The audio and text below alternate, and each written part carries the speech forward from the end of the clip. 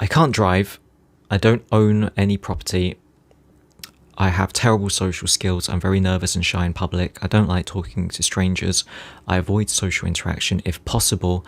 And I'm very awkward and I'm kind of weird and I'm a bit of a massive pervert. Now, online dating. Hate it or love it, but it pretty much seems to grow in popularity in today's day and age. And as most people just go their way on apps like Tinder or other stuff that normal human beings do, some people just like to rant about their love life on YouTube and create a ex-girlfriend tier list, which is a pretty normal thing to do, honestly. And I have pictures of my exes and I'll be assigning them a rank from S to F based on how annoying they were and how good the cereal was. And so the more I started looking into the man that likes to categorize his ex-girlfriends into tier lists, the more I realized what an absolute train wreck this man's whole channel actually is. Now, I'm not sure if you can actually consider her to be my first girlfriend because we never actually met. So the name of his channel is Hiding in My Room, and the name is actually pretty fitting, if you consider that this man is oftentimes just live streaming himself out of his apartment for literally hours on end. And a big chunk of these live streams just revolve around this man's love life, the problems he's had so far with finding a girlfriend, the reasons as to why he got rejected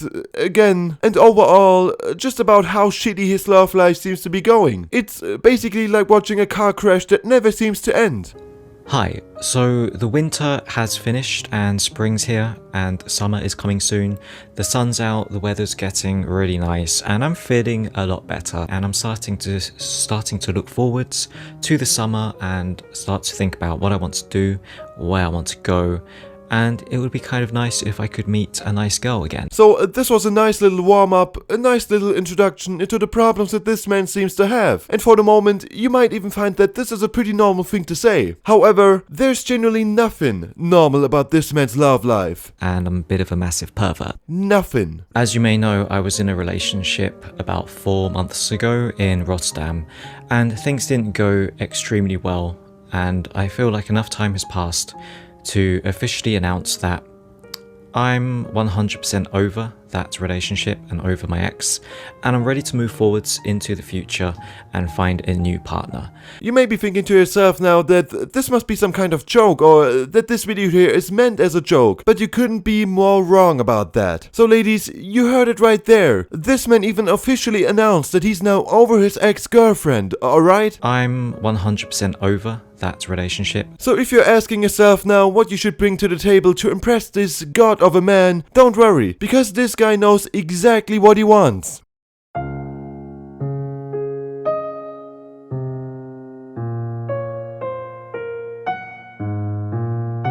And I'm not even making this up. This is unironically what he decided to begin this video with. And I thought I'd just make a video kind of like announcing what I'm looking for, what I expect, and you know, what kind of relationship I would like in the future to try and avoid another disaster happening like last year. Alright, a man that is unironically searching for a relationship on YouTube and that likes to categorize his ex-girlfriends into tier lists. We never successfully managed to do it, so serial, not great. This man here is an actual psychopath. I can already feel it. And I'm guessing some people might be worried because in the past I have had a few bad experiences where after I met the girl, like the Turkish girl and the German girl, afterwards I kind of said some bad things about them, and I've learned from those experiences and I feel like I've matured and that won't happen again. I also don't have a Discord anymore, so that means I'm not going to have a place where I can talk behind your back. Yeah, it's not like there are other ways than Discord to talk shit about your partner behind their back. Every single normal couple you see out on the streets these days rants about their significant other on a secret Discord server. And if you're in a relationship and you don't do this, you're weird. Unlike this guy here.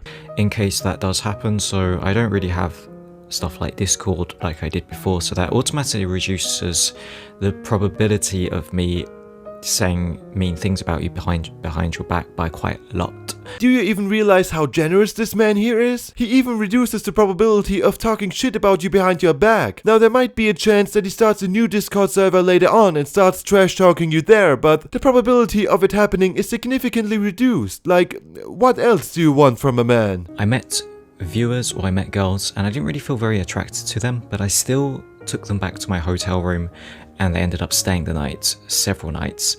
And I don't know if you've experienced this before, but being stuck in a hotel room with someone you're not very attracted to and don't really have anything in common with is one of the worst experiences I've ever had, and if possible I would like to avoid that from happening again. So my promise would be, if we meet up, I won't take you back to my hotel room unless I feel very attracted to you, or unless you really insist on coming back with me. So he's basically promising you to only fuck you when he really feels attracted to you, or if you insist to get fucked by this guy. But shouldn't that be like the standard of dating? To only get involved with someone that you also find attractive? At least a little bit attractive? I am a YouTuber, a streamer, a content creator, and I also have OnlyFans. I'm not asking you to be involved with it because that would be weird, although if you would want to be involved in it, that would be great. We would make so much money and not have to worry about you saying stuff like, oh, do you have to vlog it? Oh, stop filming. Why are you filming? I don't want to be in your vlog. You don't have to be in it, but it would be nice if I could just film maybe your shadow or your foot. Well, that sounds like an awkwardly specific thing to ask for. And also this here. Oh, do you have to vlog it? Oh, stop filming. Why are you filming? I don't want to be in your vlog. Also sounds like a very specific scenario that this man probably has encountered more than once in his lifetime. Just some kind of physical proof that I am actually going out with someone that would be nice. Okay, so that starts to sound kind of weird, to be honest. Okay, so finally you might be wondering, what do I bring to the table? What do I have to offer? You're making a lot of demands, Daniel. You want this and you want that. What do you have to offer, Daniel? Well, to be honest, I don't have a lot to offer. I don't have money. Well, I have some, but I don't have huge amounts of money. I don't really want to have to spend a lot of money on you, although I will be willing to spend a little bit if you really desperately need it. Now, this would all be fine, and it really isn't a big deal that you don't have a lot of money, Daniel. But what did you just say a few minutes ago? You're only with me because of my money. So you're worried about people dating you for your money, but you also don't have large amounts of money to offer. I guess that sounds about right, Daniel. I can't drive. I don't own any property. I have terrible social skills. I'm very nervous and shy in public. I don't like talking to strangers. I avoid social interaction if possible.